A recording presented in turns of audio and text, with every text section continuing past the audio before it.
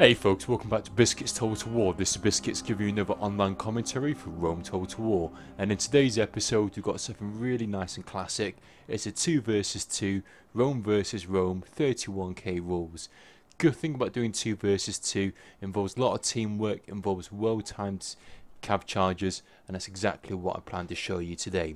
So in today's episode I've got myself playing as the SPQR, that's the Purple Romans, and I'm playing alongside, now I think this guy's relatively new, I may be mistaken, but it's called 8 Ball.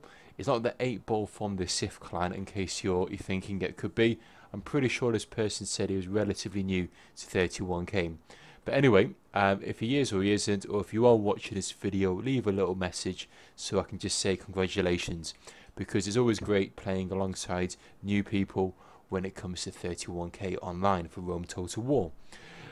So we are going to be playing against 2 members here, one member of the IoW clan and another member of the, I believe it could be Heaven clan, I don't know, but Bend272, as far as my way, is not in the Heaven clan, but I could be mistaken.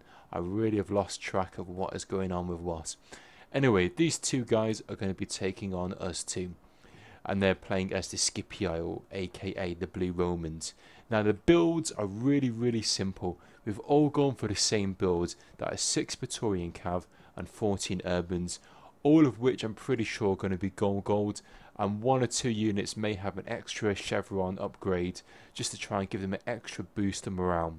Now a really fun thing about this actual battle is that our formations are kind of very similar, and that we've split our infantry units usually into 2 groups or 3 groups, and what we're going to try and do is outmaneuver one another with our clusters of our urbans, which is usually easier said than done. So let's kickstart the battle and see exactly what happens. So go on to play. So let's have a look at the enemy. You can see, look, their army here, EsraX has got his army split up into 3 sections. He's got his cavalry here, he's got 1 section of infantry and a 2nd section of infantry. Now, although you can't really see my formation, there are 3 groups and 3 clusters of urbans that I have, and it'll become a bit more apparent in a second once I actually engage my infantry into their formation. And over here we can see my ally, he's going to run his guys forward, and what we're trying to do is get into a nice neat line and just wait for the enemy to come towards us. The reason being, if we can get into formation first of all, wait for them to come towards us, it means we can get off the first volley of Peeler and hopefully try and win the initial Peeler engagement fight. If you're not sure what I'm talking about, Peeler is basically a javelin that these urbans have. Now what will happen is, if we get our units into fire at will mode, the minute or a unit comes into close proximity, the urban cohorts, this unit will chuck its Peeler or chuck its javelin at the enemy. And you can see now my guys into my formation. I've got 1 cluster here, then my main cluster in the center, and a 2nd cluster here. So what's happened is, you can see the SPQR, so the Scipii player, has ran his guys forwards. Unfortunately slightly glitched, and his units kept them running forward, and it looks like he's trying to pull them back. 1 unit has got snagged up here, as you can see, and then what I'm going to do, I'm going to try and probably throw a nice little volley of Peeler right into the back of the unit as they run away. So at this first engagement, it looks like I'm come off slightly better. I've managed to kill quite a few of these urbans. Some of these guys are down to 55, my guys are down to 79, so I've well and truly won that first engagement. Now over here you can see that this enemy split off their units here to try and hold this flank, and I've got my units here on this flank to try and hold off them from coming around the side. In the meantime, the bulk of my forces in the centre here, and I've got a little detachment of 3 urbans on this wing, just to make sure that the gaps aren't going to be created if anyone tries to strike me. So all we're doing at this stage is throwing off Peeler. We're trying to engage, we're trying to make sure that the opposition gets taken down with our Peeler.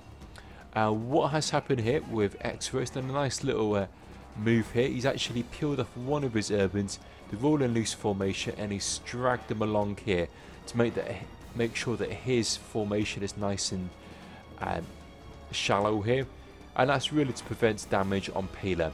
So he's managed to outmaneuver there. He's managed to do a nice little move on those units there. On this side here, we can see that Ben's 272. He's going to get his guys around this flank, and he's trying to fold in 8-Ball at this stage.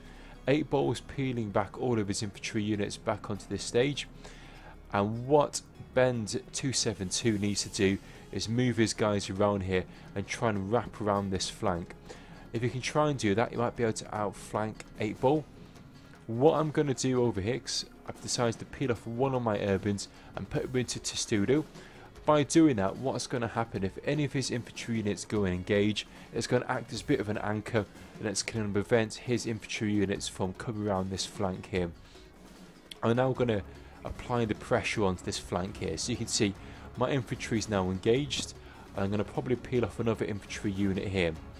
Now I'm also now going to charge in a couple of my Praetorian Cav, so I'll charge in 2 units here and try and strike here to try and kill a bunch of these urbans. Now what I'm next going to do, the other 4 Praetorian Cav units, I'm going to move around to this flank.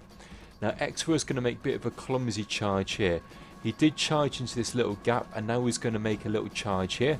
I'm now going to do a counter charge, so I'm going to get a nice little counter charge here, and what you'll see is all of these Praetorian Cav are going to miraculously just mass route. Look, you can see I've routed 1, 2, 3, 4, 5, 6, 7, 8, 9, 10 units there from doing that little charge.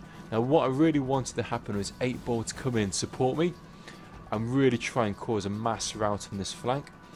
But he's gone in to engage these units over here. I'm now going to get my Praetorian Cav and move them around this side here. What I do know that all of these Praetorian Cav units that I have just mass routed will come back. So what I really need to do is try and apply the pressure and cause them to rout a second time. So I'm now going to charge in my Cav. Now again, I really was expecting 8-Ball to come in and support me. As you can see, 8-Ball is now going to charge in his Cav over here. All of my Cav are now going to charge straight into this Praetorian Cav that has previously routed.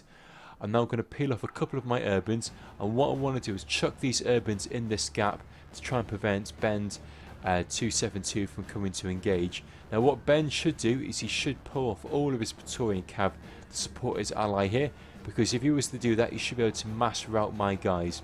But because I've been able to get a few of my urbans into that little gap there, I've managed to snag up his Praetorian Cav, so his Praetorian Cav can't come in to support.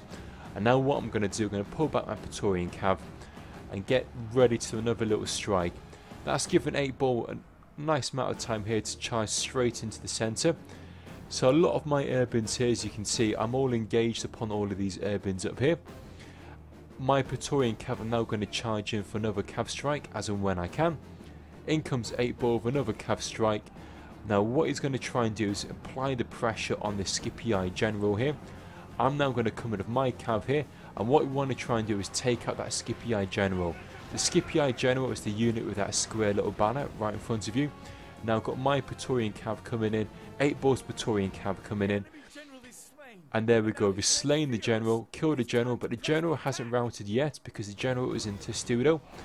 What he should do is he should rout any time now, but he's still hanging in there.